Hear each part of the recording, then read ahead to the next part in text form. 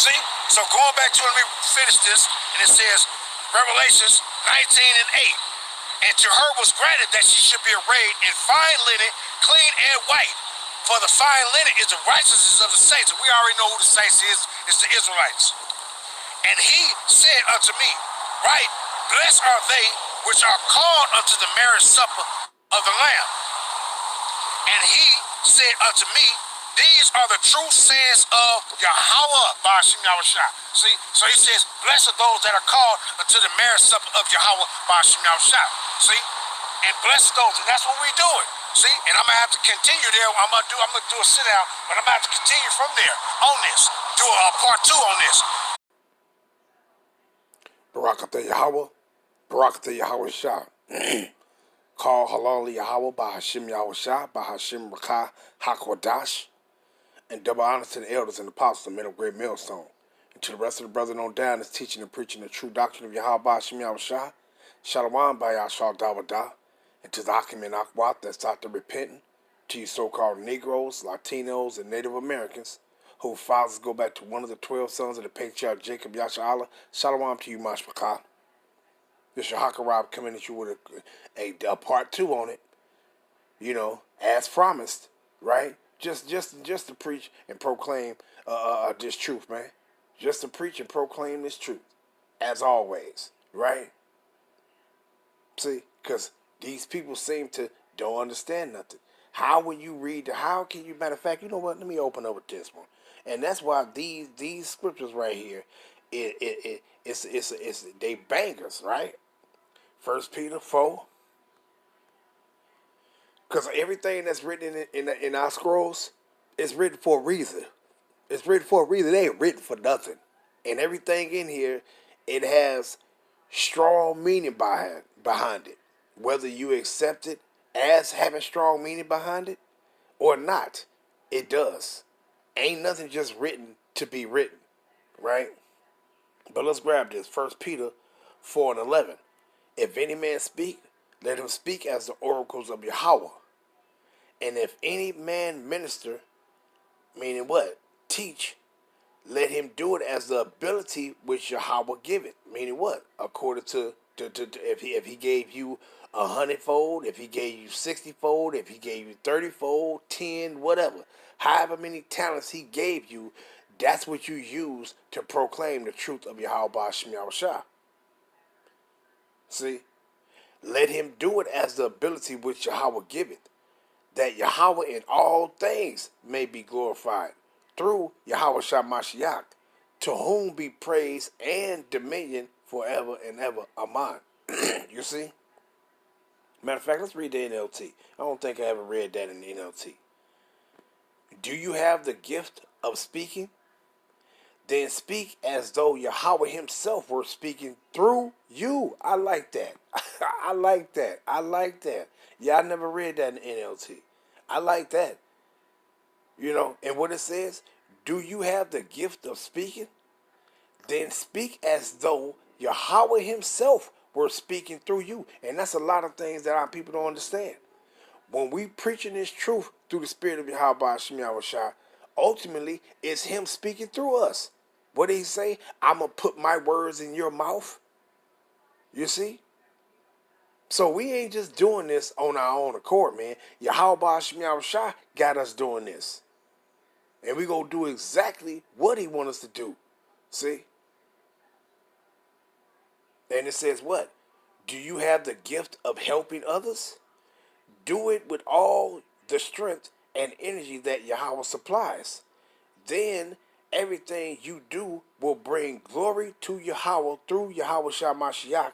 All glory and power to him forever and ever. Amen. You see? But I like that. Yeah, you do it as you speak, as Yahweh speaking through you. You see that? Now let's grab this other one too, because that's a must. That Isaiah 8 and 20. Trying to remember, have I ever read that one in the NLT? Isaiah 8 and 20. To the law and to the testimony, if they speak not according to this word, it is because there is no light in them. NLT translation. Look to Yahweh's instructions and teachings, meaning his doctrine. people who contradict his word are completely in the dark. What it says, people who contradict his word are what? Are completely in darkness. You ain't in the light. You are in complete darkness. You see that? And you know these people they be teaching contrary to the words of Yahweh Ba'ashem Yahushua. They be doing what? They be taking and adding unto it, doing all manner of wickedness, man. Taking and adding unto his word. You see? Period, point blank. See? And they go get it. And they go get it. You see? They go get it. Run around talking about that's what where you get that shit from, that replacement theology, that supersessionism. Meaning they tried to replace Yahweh Ba'ashem Yahushua's people with every motherfucking body people. And basically, it's these Edomites that did that. You know? Basically, these Edomites tried to replace the Lord and his people. You see what they did with that Cesare Borgia faggot ass motherfucker? They used that damn sodomite to try to replace Yahushua. And then look what they did to his people, the Israelites, us Israelites. They covered up our images and our faces with a bunch of rats and parasitic dogs. You see? That's what they did. So if they did that, how much more the actual words of the scriptures? You heard what he said. He said they said what? They speak contrary to what's written in here, man. See? All these people are through, man. But let's get into it though. Because we gonna speak thus said Yahweh Ba'ashem Yahushua. Because I wanted to continue off. But let's go continue off what I left off at. Right? Because I want to bring out some more on this. Revelations 19:7. Let's read that again before we move on. It says, the marriage of the Lamb. Let us be glad and rejoice and give honor to him, for the marriage of the Lamb is come, and his wife had made herself ready. Now we already know who that wife is. It's the Israelites. It ain't no all people. It ain't no, oh, it's the church. And then you got Moab in there running over here. Now I'm an American. And running and tell you I'm a Christian. And then when you can take this modern day world where people say Christian, you can take that shit and shove it up your damn asses. And go roll that shit in a fiery grave. That's what you can do. See? Because we don't care nothing about that. We the Israelites. We ain't gonna say we know Christians according to the modern day world or what these people say today. We would tell you what it means, and it always was referencing towards the Israelites. It was never used as no all people and no anybody and no everywhere. It was always pertaining to the Israelites. Those were our people that were scattered afar off from out of our land during those times. See? And these people just took something, they just took a word, and then they just taught some old false shit. See? But what it says, the lamb's wife, the marriage of the lamb has come, and his wife had made herself ready, like I said yesterday. That's what we doing. We making ourselves ready. See? But we're making ourselves ready. See? And the first part begins with what? The preaching of this truth to our people. So they can hear that calling. Hear the calling of Yahweh Ba'ashem Yahushua. And then secondly, we're getting ourselves together through that calling of Yahweh Ba'ashem Yahushua. And what we're going to do? We're going to receive salvation. All that's a part of the marriage of Yahweh Ba'ashem Yahushua. That reconciliation. Because see, ultimately, we was married to Yahweh. And what he did was what? He made he transitioned us to be married to Yahushua. See, matter of fact, and I don't even think I went into that yesterday. See, pertaining to, I'm going to say, like, matter of fact, let me grab it real quick part. Matter of fact, let me just finish this and grab it up, make that point. Revelations 19:8. And to her was granted that she should be arrayed in fine linen, clean and white. For the fine linen is the righteousness of the saints. And we already know who the saints is. We already know who. Matter of fact, just in case you don't know, because if we got some new people out there, that just in case you don't know who the Saints is, and don't allow nobody just to tell you that the Saints is any and everybody. No, let's find out who the Saints is. Right? Psalms. And we're going to grab a couple. Psalms. You know what? Let's get this one first. Psalms 50. Psalms 50 and verse 5. Right? And it says what? Let's start at 4. He shall call to the heavens from above, and to the earth, that he may judge his people. Who is his people? The Israelites. Gather my saints together unto me, those that have made a covenant with me by sacrifice. Now, who's the people that made a covenant with Yahweh by sacrifice? Who? It ain't no all people who all people who all believe. Nope. It's the Israelites. Let's grab it right quick, just in case anybody new that don't know this. Exodus 24, and you see what it says. Let's start at 3. And Moses came and told the people all the words of Yahweh, and all the judgments, and all the people answered with one voice and said, all the words which Yahweh has said, we will do. And Moses wrote all the words of Yahweh, and rose up early in the morning, and built an altar under the hill, and 12 pillars according to the 12 tribes of Israel. And he sent young men of the children of Yasharallah, which offered burnt offerings and sacrificed peace offerings of oxen unto Yahweh. And Moses took half of the blood, and he put it in bases, and he took half of the blood, and half of the blood he sprinkled on the altar. And he took the book of the covenant, and read it in the audience of the people, and said, all that Yahweh has said we will do, and be obedient. You see? And what did he say? And Moses took the blood and sprinkled it on the people, and said, behold, the blood of the covenant which Yahweh had made with you concerning all these words. You see that? See? So that's the people that have made what? Made a covenant with Yahweh by sacrifice. But rather, that's the people that Yahweh have made a covenant with them by sacrifice, by their blood. You see? And that was only pertaining to the Israelites. The old covenant, which that old sacrifice, and the new covenant, and pertaining to that new sacrifice that Yahweh did. See? Now, according to the old covenant, yeah, the Most High married us. Now, under the new covenant, which we're not in yet, because Yahweh got to return, and we got to be redeemed out of the place of our enslavement, out of the place of captivity. Then we'll be entering into the second covenant, because that's for the kingdom. That ain't for while you still in captivity and being royally fucked over. No, that's one for the second covenant is for when we're in our glorified position.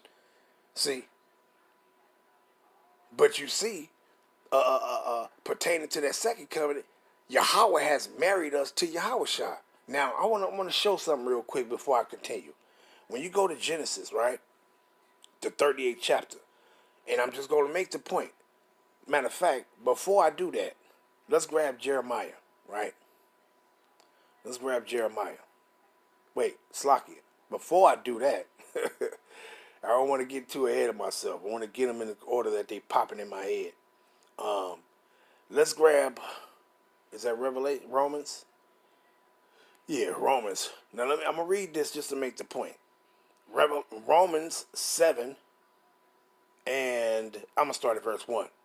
Know ye not, brethren, for I speak to them that know the law, how that the law have dominion over man as long as he liveth. Verse 2. For the woman which had an husband is bound by the law to her husband so long as he liveth. But if the husband be dead, she is loose from the law of her husband. You see that?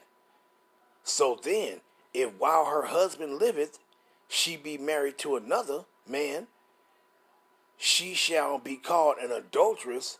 But if her husband be dead, she is free from the law, so that she is no adulteress, though she be married to another. You see that? Now, what did Paul say? What is that in 2 Corinthians, right quick? 2 Corinthians 11:2. And what he says, for I am jealous over you with godly jealousy, for I have espoused you to one husband, that I may present you as a chaste virgin to Mashiach. See? So we've been espoused to one husband, and that's who? Yahushua. But the Most High espoused us to Yahushua. See? Because we was married to Yahweh at first. Now, when Yahushua took that death, our death upon him, that was us dying, right? And then when we was when Yahushua was resurrected, that was us being made and coming back to life. But now we are married to Yahushua. See, we received death, and that freed us from the marriage to Yahweh, because he gave us a bill of divorce. The Most High gave us a bill of divorce. See? But then guess what he did? Through Yahushua, he reconciled that marriage back to us, but through his son, through Yahushua. See? This ain't about no all people, man. See? What is that other one? Romans. Damn, where is that at? Let me see.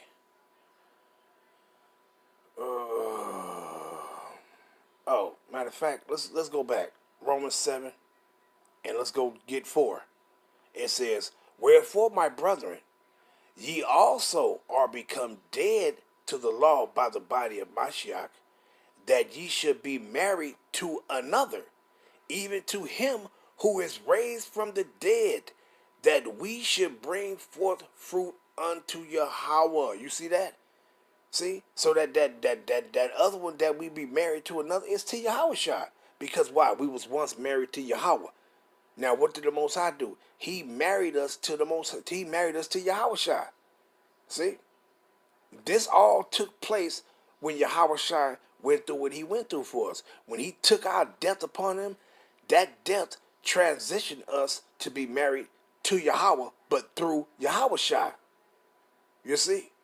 So when it says the lamb's wife, it's only pertaining to Israelites. It's only pertaining to the Israelites, man. Now let me grab this point that I want to make though. Genesis, right? And I don't try to be confusing when I bring these things out, because you need to speak this to those that will, then in a way that they will be able to understand, in case they don't have understanding. You're supposed to make it simple. We ain't supposed to make it complicated with somebody say, well, I don't get that. And if they don't get something that's simple, then that means the Most High ain't dealing with them, period. See, but let me grab this. In Genesis 38, right?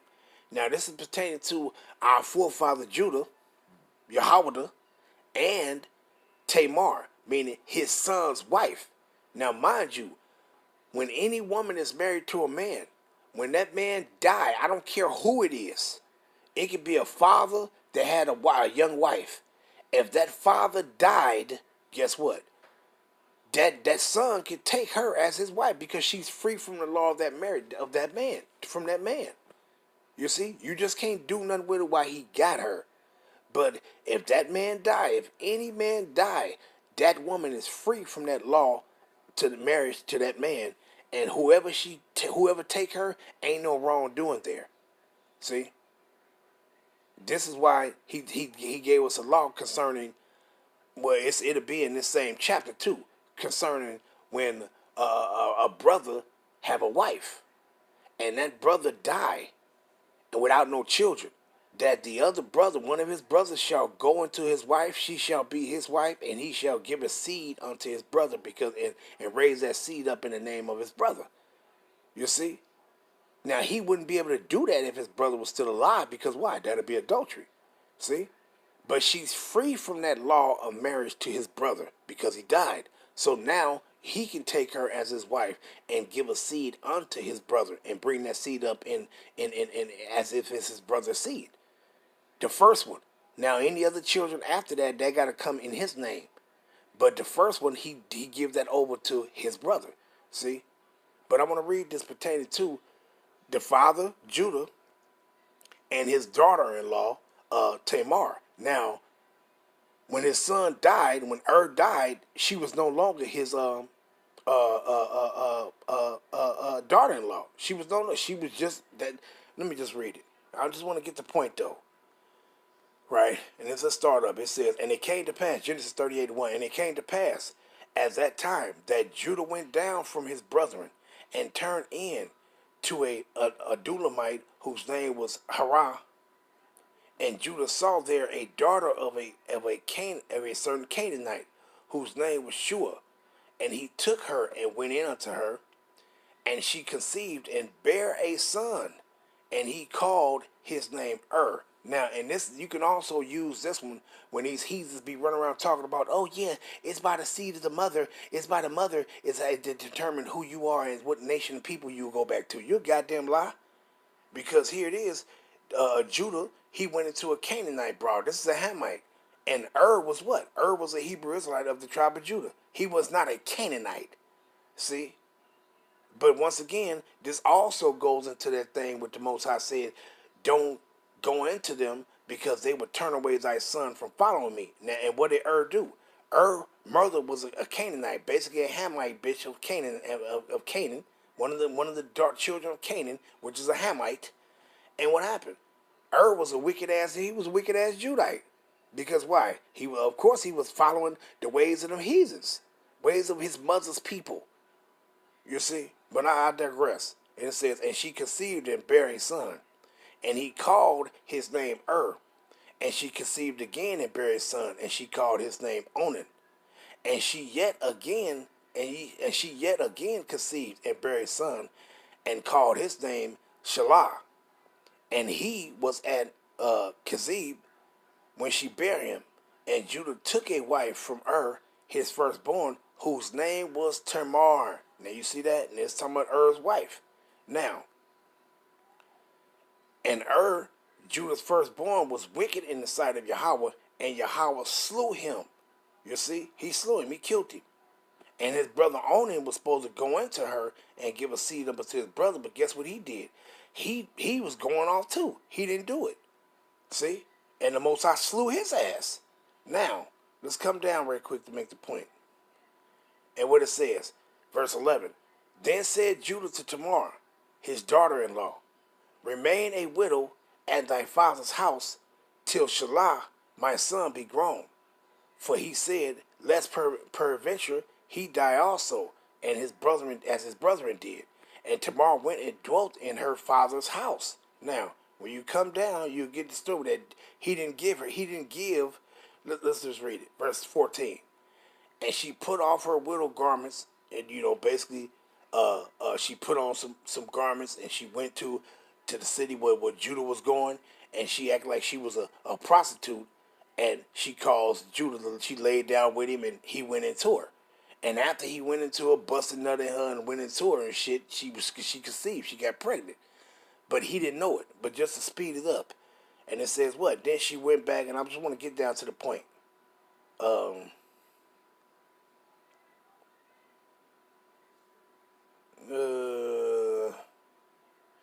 Let's start at 14.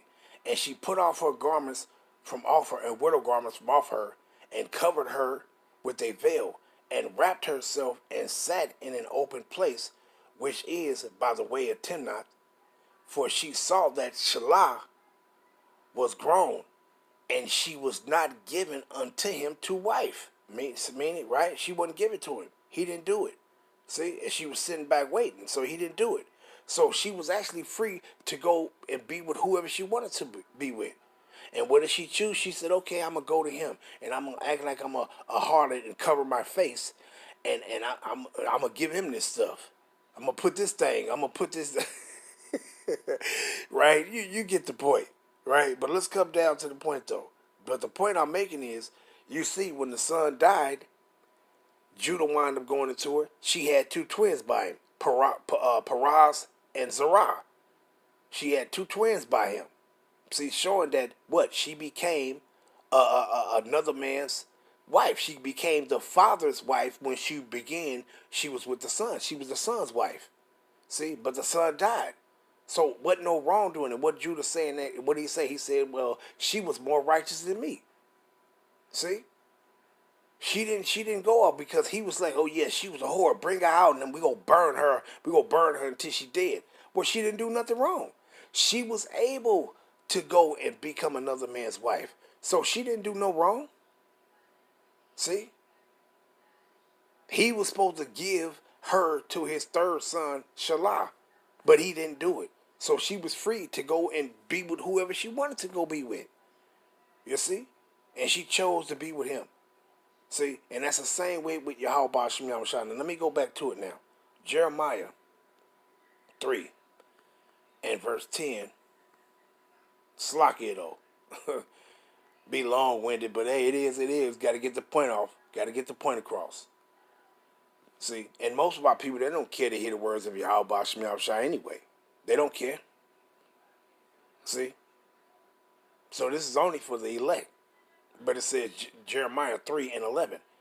And Yahweh said unto me, backsliding Yasharallah had justified herself more than treacherous Judah. Go and proclaim these words toward the north and say, return thou backsliding Yasharallah, and I will not cause my anger to fall upon you, for I am merciful, said Yahweh, and I will not keep anger forever. But what did he say? Let's go down to it. Verse 14. Turn, O backsliding children, said Yahweh, for I am married unto you. You see that? So when Yahweh Shah took that death on, that marriage transition from Yahweh to Yahweh Shah. See? Matter of fact, Yahweh Shah spoke it. Let's grab this real quick. What is that? In Matthew 22 and verse 2. And it reads, let's start at 1. And Yahweh Shah answered and spake unto them again by a parable and said, the kingdom of heaven is like unto a certain king, which made a marriage for his son. And who is this king that made a marriage for his son?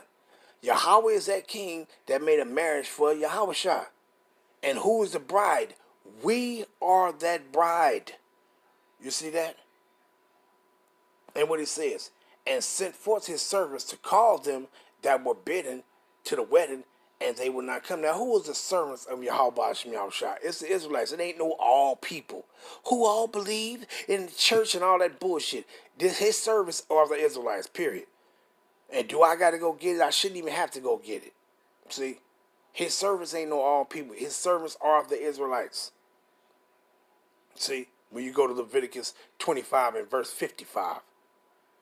See? Matter of fact, let's show it real quick. So you see, I ain't telling no damn lie. Let's go down to it. It's around the last verse. Right? And you see it. He says, for unto me the children of Israel are servants. They are my servants, whom I brought forth out of the land of Egypt. I am Yahweh, your power. You see that. You saw it. But let's continue. And it says what? Let's go grab 6 right quick. What is it? I want 6? Or is it 4? Yeah. Again, he sent forth other servants, saying, tell them which are bidden, behold, I have prepared my dinner, my oxen and my fatling are killed, meaning the feast of the marriage are killed, and all things are ready.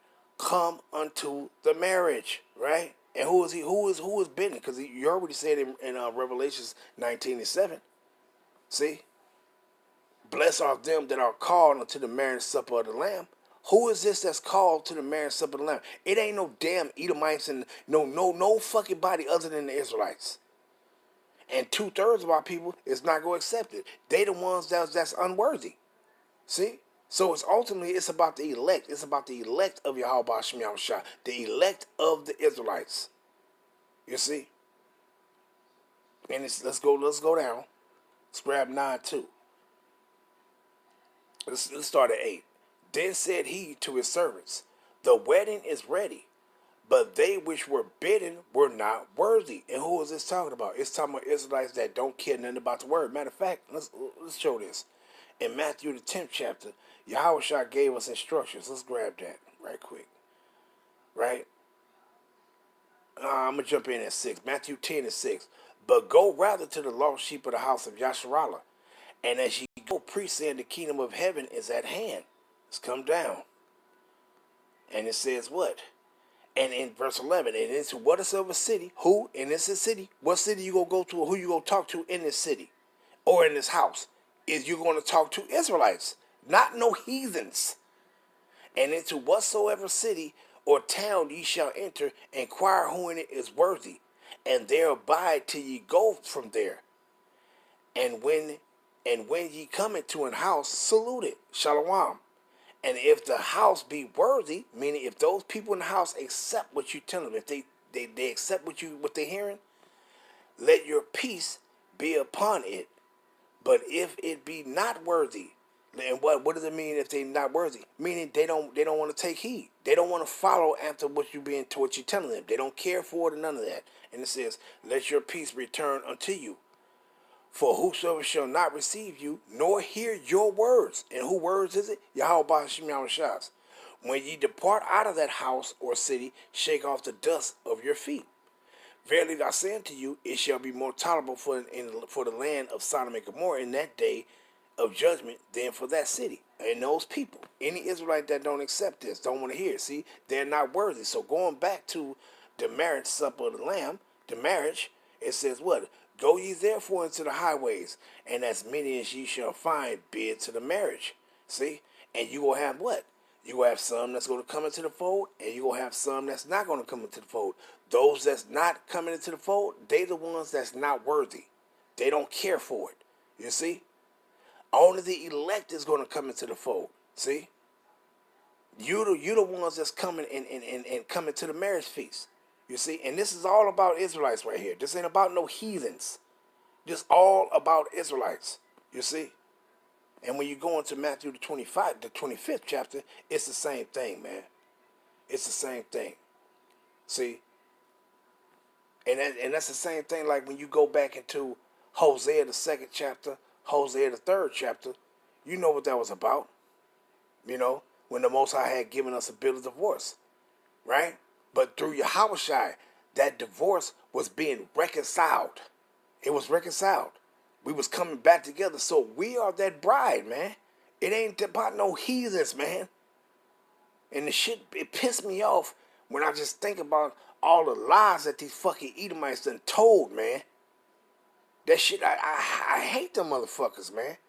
And this is why people running around here, running to Islam, running to about and then you running away from what's yours to shit that's not yours. All because these devils done lied to you. But ultimately, it's of Yahweh Shem Yahushua, right? See?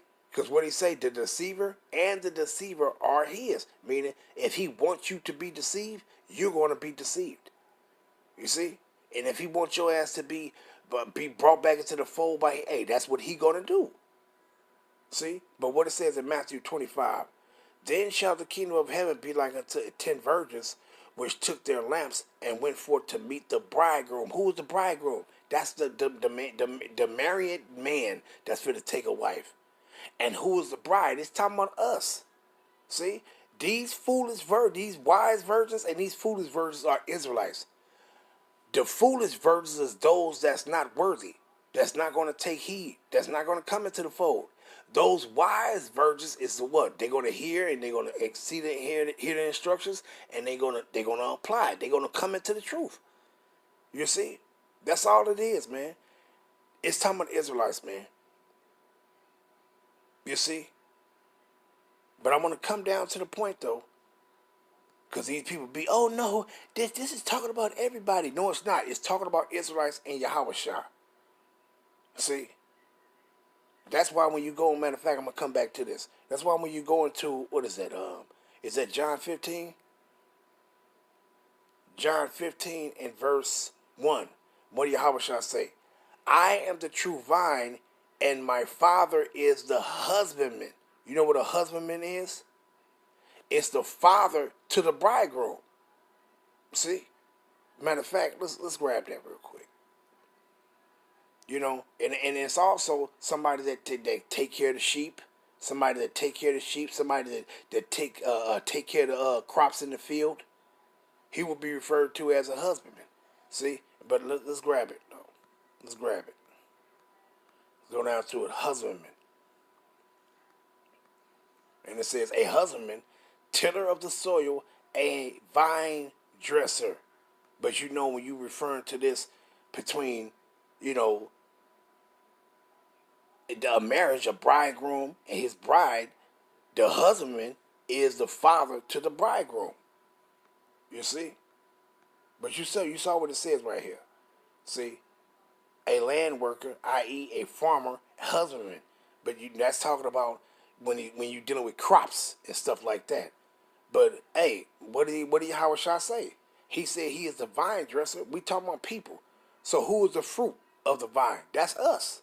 See? That's us. The bride. The children to the bride. All in one.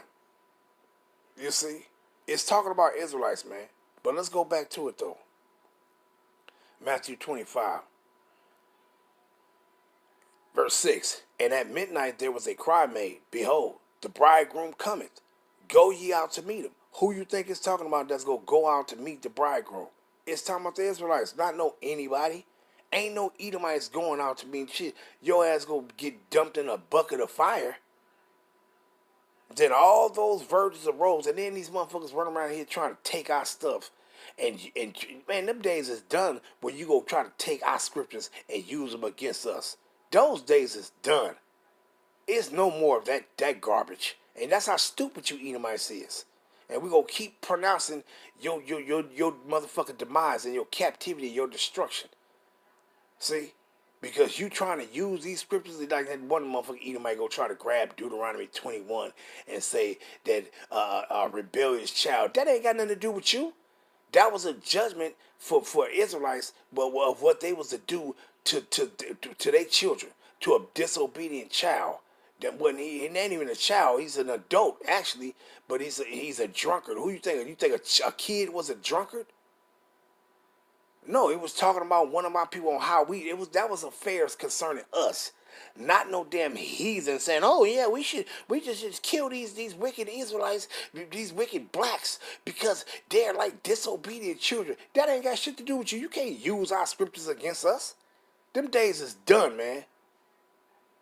Them days is motherfucking gone, and they'll never come back again. Nobody will ever be able to use these scriptures against us ever again. Because we ain't no longer in that ignorant, that dumbed down mind state. Why you think Yahweh said I was going to pour out my spirit upon them? Why you think he said I was going to breathe into them this breath and they was going to be made alive? Ain't no more using our scriptures against us. Them days is done and they'll never come back again. Done. But it says what? Then, verse 7, then all those virgins arose and trimmed their lamps. And the foolish said unto the wise, Give us of your oil, for our lamps are gone out. And you know, this foolish Israelites that didn't want to take heed, don't want to come into the word, those that are unworthy. But the wise answer, saying, Not so, lest there be not enough for us and you. But go ye rather to them and sell and buy for yourselves. And while they went to buy, the bridegroom came. This Yahweh shall return it. And they that were ready went in with him to the marriage, and the door was shut. This pertains to what? The elect coming into the fold, and then it's sealed. Once it's sealed, it's sealed. Ain't the Most High already bringing in. Once he gathers the elect, that's it. Ain't nobody. Everybody else is not the elected by people. You're through. Yahweh shall go send forth the angels. They go gather his bride. They go to gather the elect. That's it. They ain't gathering no 2/3. They not gathering no heathens. They not doing none of that. They gathering Israelites. You see? These are the ones that's being brought into the marriage of Yahweh Bashim Yahushua. Right? And it says afterward also the other virgins came saying, Lord, open unto us. But he said, what? These are the 2/3. These are the unworthy. But he answered and said, Verily I say unto you, I know you not. You see that? You see? So this marriage right here to Yahushua is all about the Israelites. It's not about no heathens. Period. Point blank. See? It ain't about no heathens, man. And I want to go and grab that Hosea, the 3rd chapter, in the 2nd chapter. But we already know what Hosea is talking about. When the Most High told Hosea to go get him a wife of whoredom and children of whoredom, that was symbolic to us. Now, things that Hosea did He literally did those things, but once again, it was those things that the Most High had him literally do. They were symbolic to us. See, when he went and got him a wife that was an idol worshiper and all of those shit, and then those had children or whoredom, that was symbolic to us. That was symbolic to us, meaning the children was going to be brought up and didn't know nothing about Yahweh Ba'ashim Yahushai, but rather Yahweh. You see? That was the children of whoredom. That was us when we was idol worshiping. You see? And we are that wife, that disobedient, that adulterous wife. You see? But what did he do? He reconciled us back to himself through Yahushua. So us being married to Yahushua is reconciling us back to the Most High by the marriage that Yahweh is establishing with us and him through Yahushua. See, this ain't got nothing to do with no heathens, man. Nothing. See, but it's 40 minutes, and I don't want to drag it on, because if I read these, it's gonna go into, and I want to, man, shit. I want to grab this Isaiah 54. I'm reading around 5. Matter of fact, I'll grab it real quick. Try to make it snappy. Isaiah 54, right? And let's go down. We're going to start at 5. And it says, "For thy maker is thy husband. The Lord Yahweh of hosts is his name. And thy Redeemer, the Holy One of Yasharallah. The power of the whole earth shall he be called?" But what does it say right there? It says, "For thy maker is thy husband." This ain't talking about no heathens. Yahweh was not the husband to no heathens. He's the husband to Israelites. Matter of fact, what does it say right here in Jeremiah? Jeremiah 6 and verse 2. What he says? "I have likened the daughter of Zion," meaning you Israelites, beginning with the tribe of Judah to the rest of them, "to a comely and delicate woman." You see that? See? So we are like a woman to the Most High. See? He's the husband. He was the husband, and we is the bride. See? That transition to Yahweh, to Yahushua. Yahushua is our husband now, and we are his bride. It's all about the Israelites, man. It ain't about no heathens. But let's go back to Isaiah 54. Isaiah 54 and verse 6.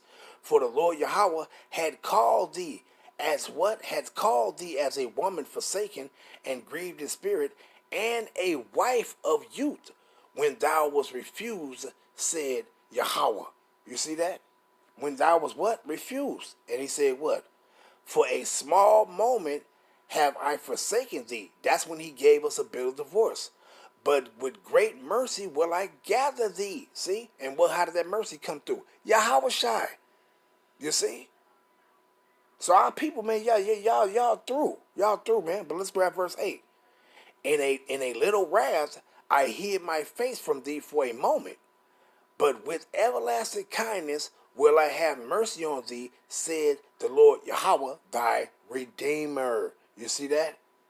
See? And it's all coming through Yahweh Shah, man. It's all coming through Yahweh Shah. See? Let's get this Isaiah 62. Isaiah 62. It's all pertaining to the Israelites, man. And these people hate it.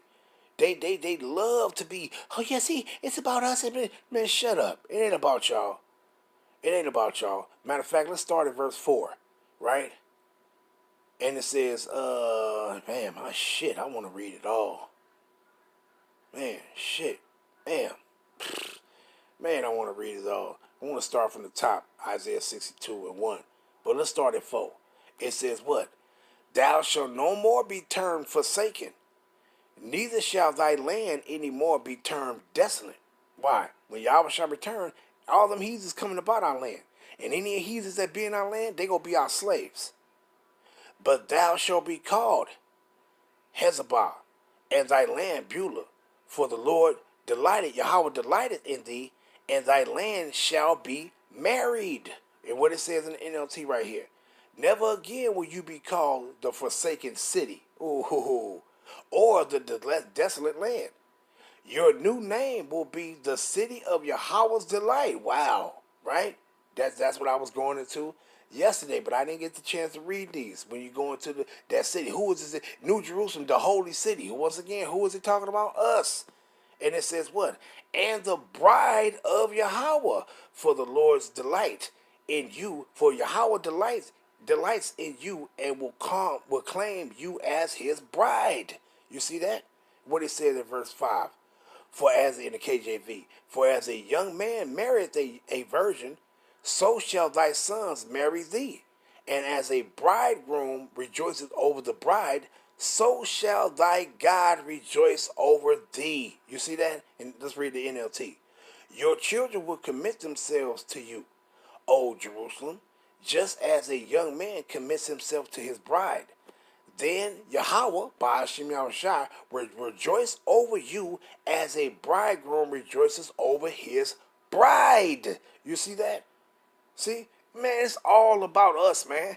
Don't let these people fool you and lie to you. See? And I ain't going to be dragging on no more because, hey, that's the nail in the coffin. And I had a few, I wanted to actually go into that Hosea, the 2nd chapter and the 3rd chapter. But, hey, I'll say before another time. Right? But ending it off, giving all praise, honor, praise, and glory to our Heavenly Father Yahweh in the name of Yahweh Shah, our King. Shalom. Call on him like Yahweh Ba'ashim Yahweh Shah Ba'ashim B'Kah HaKudas. Shalom Yasharala. Shalom.